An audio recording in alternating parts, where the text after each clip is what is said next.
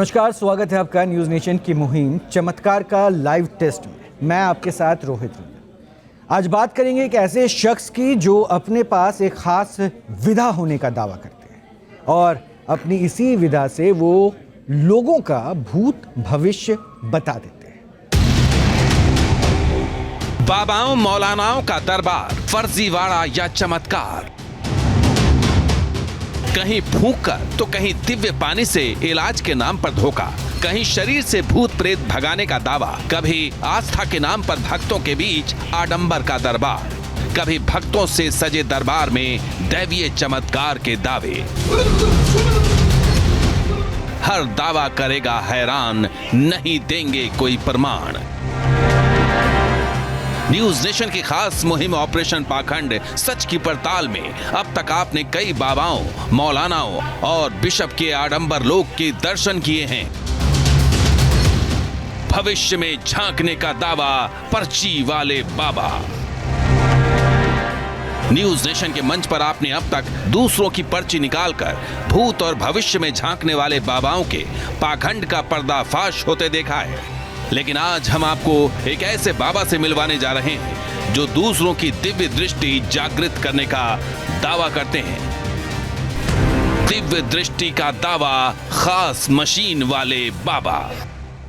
तो आज बात करेंगे राजस्थान के झुंझुनू के आचार्य संजय शास्त्री की, जो दिव्य दृष्टि जागृत करने का दावा करते हैं। और उनका दावा है कि इसके जागृत होते ही कोई भी शख्स त्रिकालदर्शी बन जाता है। योग गुरु संजय शास्त्री के पास एक ऑरा स्कैनर मशीन भी है, जिसके जरिए वो लोगों की समस्या और उसका निवारण कब और कैसे होगा ये बताते हैं। लेकिन कैसे, पहले ये देख लीजिए। न बाबाओं की तरह वेशभूषा, न ललाट पर टीका, न ही गले में कोई माला, सिर्फ शरीर पर गेरुआ रंग का कुर्ता। बच्चों के बीच जिस शख्स को आप देख रहे हैं, उनका नाम है आचार्य संजय शास्त्री। संजय शास्त्री का दावा है कि वो दिव्य दृष्टि जागृत कर सकते हैं और बच्चों के बीच इसी बात को लेकर आचार्य प्रमाणित करने पहुंचे हैं। देखिए, पहले बच्चे की आंखों पर टिश्यू पेपर लगाया जाता है, फिर टिश्यू पेपर के ऊपर पट्टी बांध दी जाती है। बच्चा अब किसी भी हालत में बाहर की चीजों को देख नहीं सकता। लेकिन क्या कहेंगे इसे? पहले बच्चे ने गेंद के रंग को पहचान लिया और फिर बता दिया कि हाथों में कितनी गेंदें हैं। यही नहीं, बच्चे ने पेपर पर बने चित्र को भी पहचान लिया, बता दिया इस पर फल की तस्वीर बनी हुई है। हद तो तब हो गई जब बच्चे ने वहां से गुजर रही एक कार को भी पहचान लिया। स्कूटर तो आया नहीं है, गाड़ी आई है। गाड़ी किसी है? बलद गाड़ी तो ऊंट गाड़ी, एल्टो। हैरानी तब और बढ़ गई जब बच्चे से गाड़ी का नंबर बताने को कहा गया और उसने गाड़ी का नंबर तक सही बता दिया। गाड़ी का नंबर क्या है? HR19 H3411। सही बता दिया जी। बंद आंखों से बाहर की चीजों को सही देखने की इस शक्ति को जागृत करने का दावा करते हैं आचार्य संजय शास्त्री। राजस्थान के झुंझुनू में आचार्य संजय शास्त्री बच्चों को ट्रेनिंग देते हैं। दावा है कि आचार्य संजय शास्त्री दिव्य दृष्टि जागृत करते हैं। बच्चों की कुंडलिनी जागृत करने का आचार्य दावा करते हैं। इतना ही नहीं, आचार्य संजय शास्त्री का दावा है कि वो बच्चों के मिड ब्रेन को जागृत करते हैं। आचार्य संजय शास्त्री बच्चों की कुंडलिनी और मिड ब्रेन को कैसे जागृत करते हैं, ये आचार्य से चर्चा के दौरान हम जानेंगे। लेकिन उससे पहले आपको दिखाते हैं आचार्य संजय शास्त्री के पास इस खास मशीन को। ये वही मशीन है जिसे आचार्य ऑरा स्कैनर मशीन कहते हैं। आचार्य का दावा है कि इसी मशीन के जरिए वो लोगों की समस्या और उसका निवारण कब और कैसे होगा वो बताते हैं। बाबा का दावा है कि यह मशीन किसी भी शख्स के भूत और भविष्य में झांक सकता है। बाबा ये भी दावा करते हैं कि कुंडलिनी जागृत होते ही कोई भी शख्स त्रिकालदर्शी बन जाता है। लेकिन असल सवाल है कि बाबा कैसे लोगों की दिव्य दृष्टि जागृत कर देते हैं। बाबा के पास कौन सी ऐसी खास विधा है जो लोगों की दिव्य दृष्टि को जागृत कर देती है? क्या बाबा के दावे विज्ञान और तर्क की कसौटी पर खरे उतर पाएंगे? इन तमाम सवालों का जवाब जानने के लिए बने रहिए न्यूज नेशन के साथ, क्योंकि आज हम राजस्थान के झुंझुनू के संजय शास्त्री के दावों को परखने की कोशिश करने वाले हैं।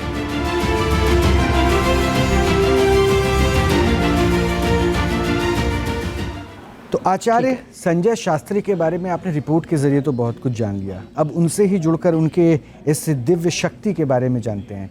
आचार्य संजय जी, बहुत बहुत स्वागत है आपका न्यूज़ नेशन पर। ये कौन सी दिव्य शक्ति है जिससे आप बच्चों को वो दिव्य दृष्टि देते हैं?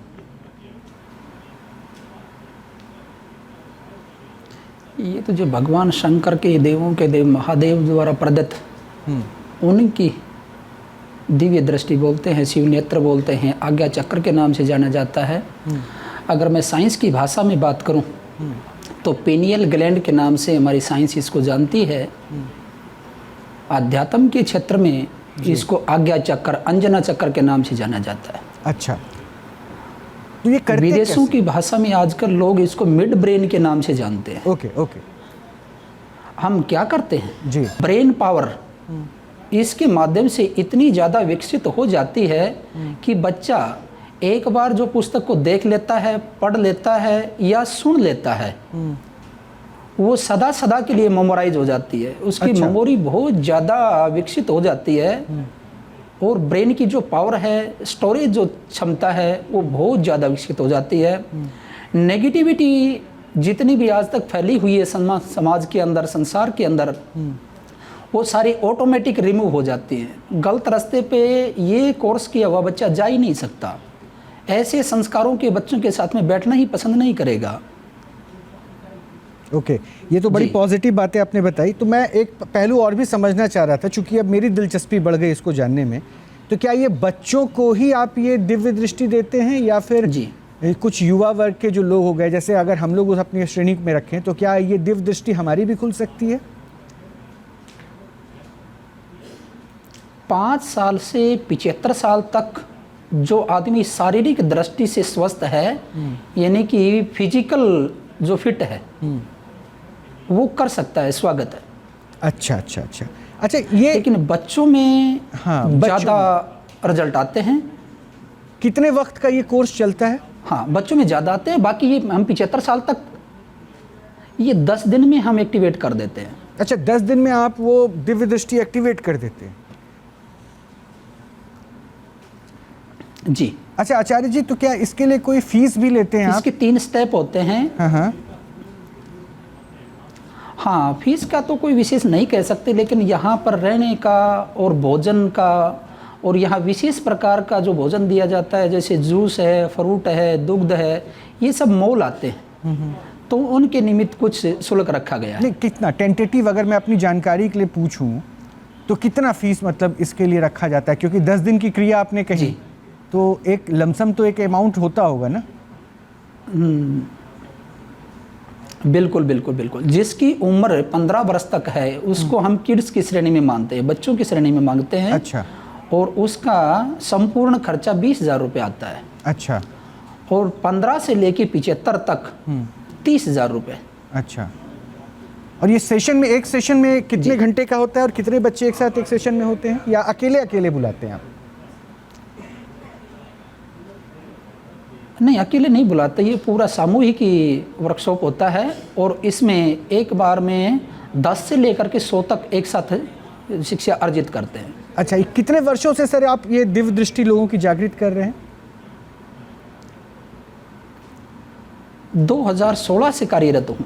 2016 से, मतलब लगभग 8 साल हो गए। 8 वर्षों से आप ये दिव्य दृष्टि लोगों की जागृत कर रहे हैं, और एक सेशन में 100 के आसपास बच्चे हो जाते हैं। तो अब तक कितने लोग ऐसे होंगे, कितने बच्चे ऐसे होंगे जो दिव्य दृष्टि हासिल कर चुके होंगे? मेरे यहाँ से कम 400 बच्चे प्रशिक्षण ले चुके हैं। बीच में 2 वर्ष कोरोना के द्वारा हम बाधित रहे।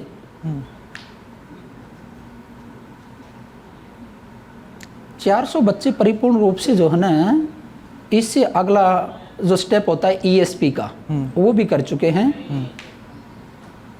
मूलतः मैं इसको अगर वो भी कहूं कर तो चुके हैं। आप उसके इसको अंदर extra सनातन और sensory साइंस पसंद- का फ्यूजन उनके- बताने की कोशिश कर रहे हैं। जी जी जी, बिल्कुल सही बताया आपने कि आज के जो साइंस के इंस्ट्रूमेंट हैं इनका भी सहारा लिया जा रहा है। हाँ। और पूर्व की हमारी जो अध्यात्म की विद्याएं हैं, मंत्र हैं, चक्राज पे जो काम किया जाता है, वो सारे के सारा प्रोसेस हमारा अच्छा, ऋषि आचार्य जी, महर्षियों का है। मैं अभी वो और मशीन भी आधुनिक हम ही नहीं, हाँ मशीन भी देखना चाह रहा था। जी। मशीन भी देखना चाह रहा था कि वो कौन सी मशीन, अभी मैंने वीडियो में देखी थी, वो कैसे ठीक है। घूम रही थी अपने आप। वो मशीन भी एक बार दिखाइएगा अच्छा। कि कैसे करते हैं, क्या करते हैं। जी हाँ, मैं दिखाता हूँ इसको। इलेक्ट्रॉनिक सेंसर के नाम से जाना जाता है, ओरा स्कैनर मशीन।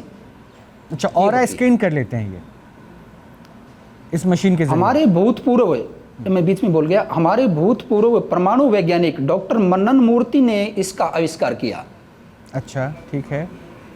और उन्होंने गोवा के महर्षि अध्यात्म विश्वविद्यालय के अंदर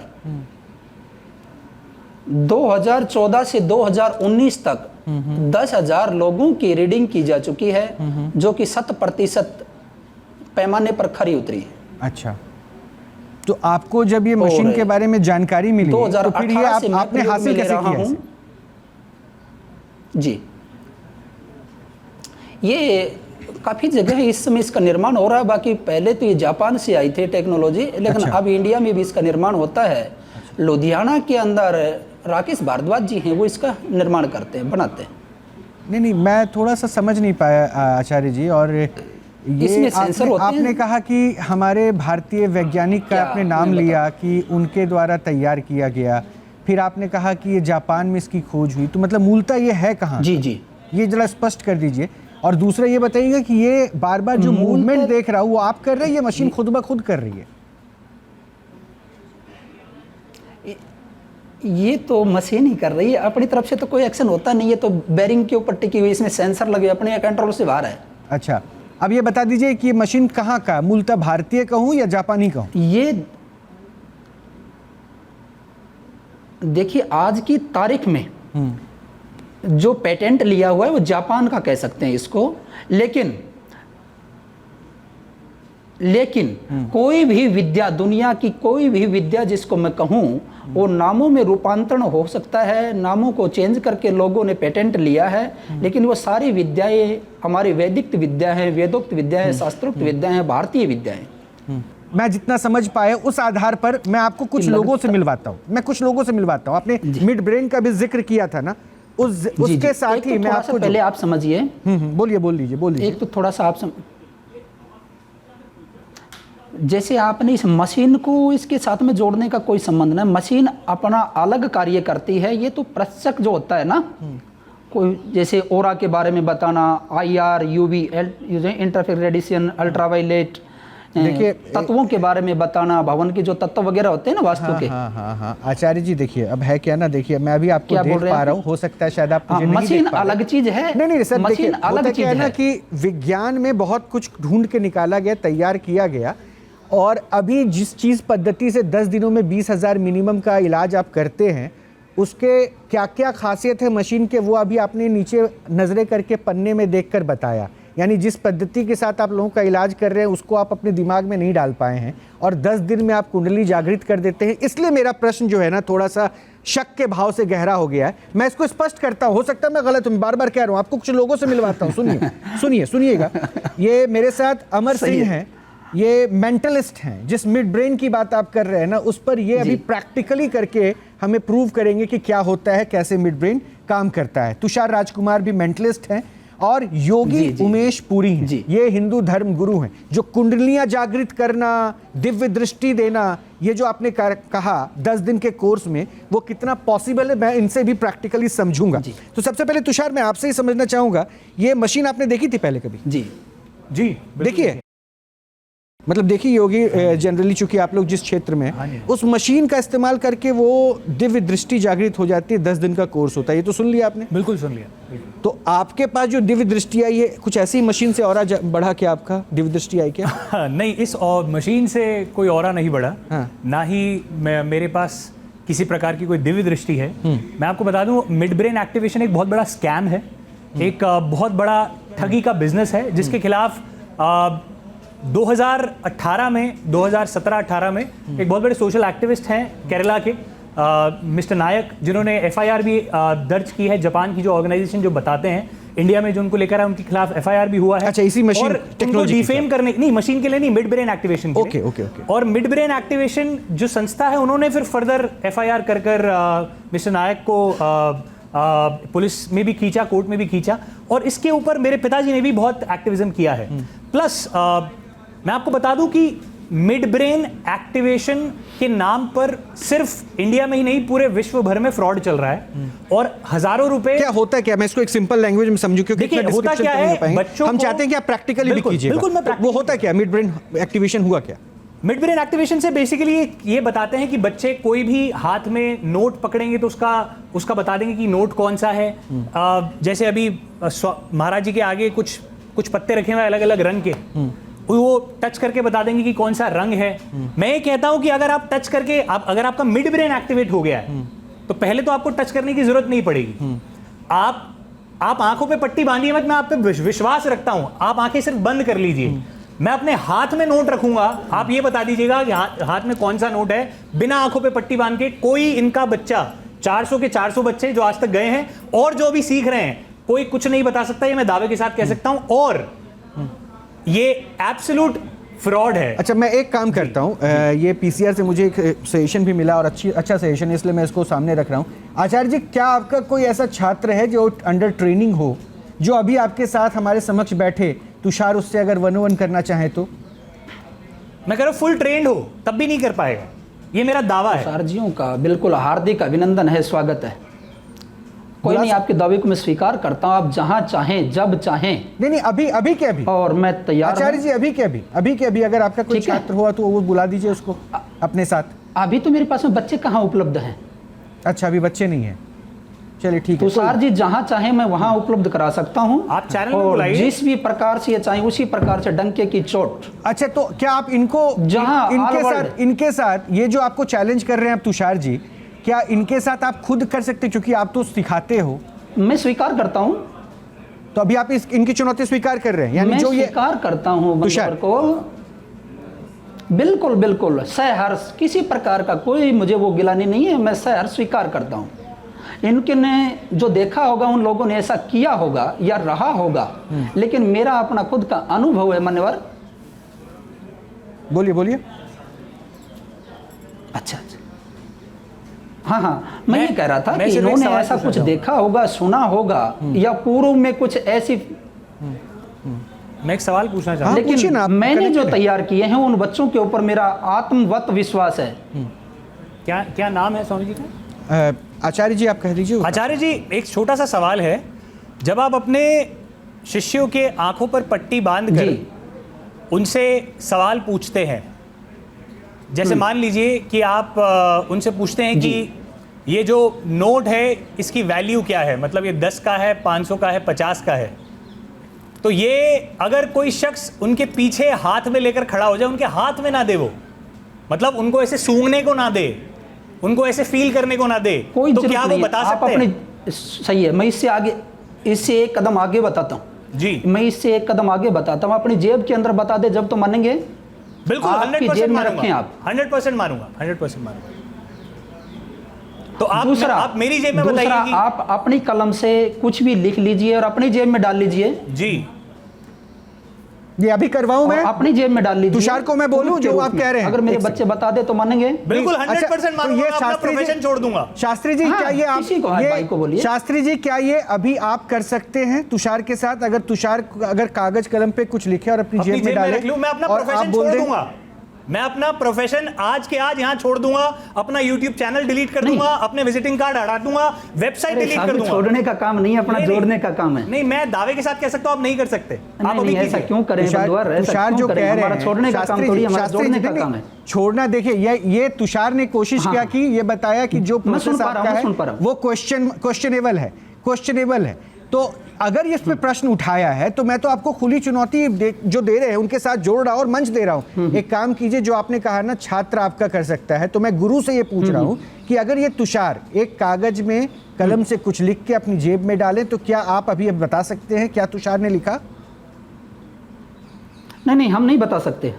हमारे अंदर वो कैपेसिटी नहीं है। हमारा ट्रेनिंग जो है ना, लेकिन आप तो अध्यापक, आप गुरु हैं, आप तो लोगों में वो जागृत कर रहे हैं, फिर वो आपके पास नहीं? ना, हमारे पास में वो क्षमता नहीं है, वो योग्यता नहीं है। तो फिर कैसे सिखाते हैं आप अगर वो खुद उसका एहसास आपने नहीं किया?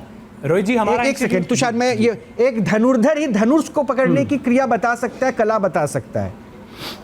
गुरु द्रोणाचार्य बहुत बड़े धनुर्धर थे, उन्होंने अर्जुन को ट्रेनिंग दी कैसे करना है। बात सही है, कोई बिल्कुल आपका तर्क सही है, लेकिन मैं आपको बताऊं, कोई भी नाई अपने बाल नहीं काट सकता, वो दूसरे के ही काट सकता है। लेकिन ये नाई का हमें ये ट्रेनिंग देने वाला आचार्य जी, आप खुद को योग गुरु बताते हैं, आप खुद को जो बता रहे हैं वो मिड ब्रेन डेवलपर बताते हैं, दिव्य दृष्टि कुंडलिनियां जागृत करने वाली शख्सियत बताते हैं। तो मैं वही पूछ रहा हूँ, ये तो तभी कोई कर सकता है जब आपने वो चीजें हासिल की होंगी। आप दीक्षा भी अपने शिष्य को तो तभी देंगे ना जब आपने खुद हासिल कर ली होगी। गुरु दीक्षा क्या होती है, मैं ये पूछ रहा हूं।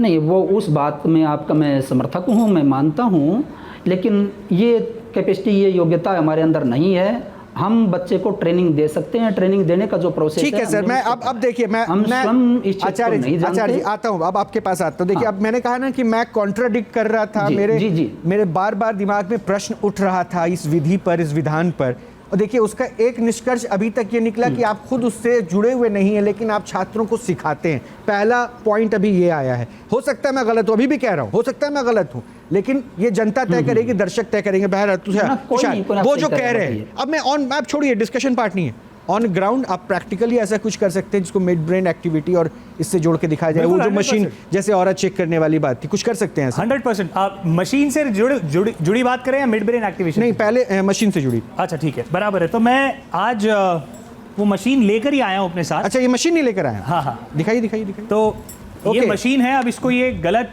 आचार्य जी, सेम मशीन है इनके पास, थोड़ा सा बस इनको मॉडिफाई कर रखा है। नहीं, मॉडिफाई नहीं कर रखा है। ये मार्केट में आप ऑनलाइन ऑरा स्कैनर के नाम से आप गूगल पर परचेज कर सकते हैं इसको।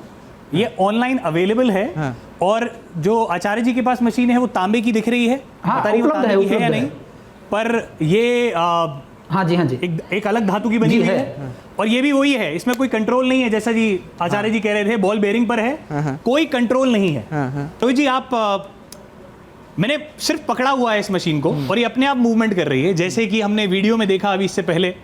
आप जैसे आप कोई भी सवाल पूछे कि आपने नीले रंग की शर्ट पहनी है, अगर पहनी है तो राइट मुड़े, अगर नहीं पहनी है तो उल्टे हाथ को मुड़े, या कोई भी सवाल पूछे, वो मूवमेंट आप देंगे या मशीन? नहीं सर, मशीन देगी। फिर मैं आपको बताऊंगा। हाँ, मैंने नीले रंग की शर्ट पहनी है।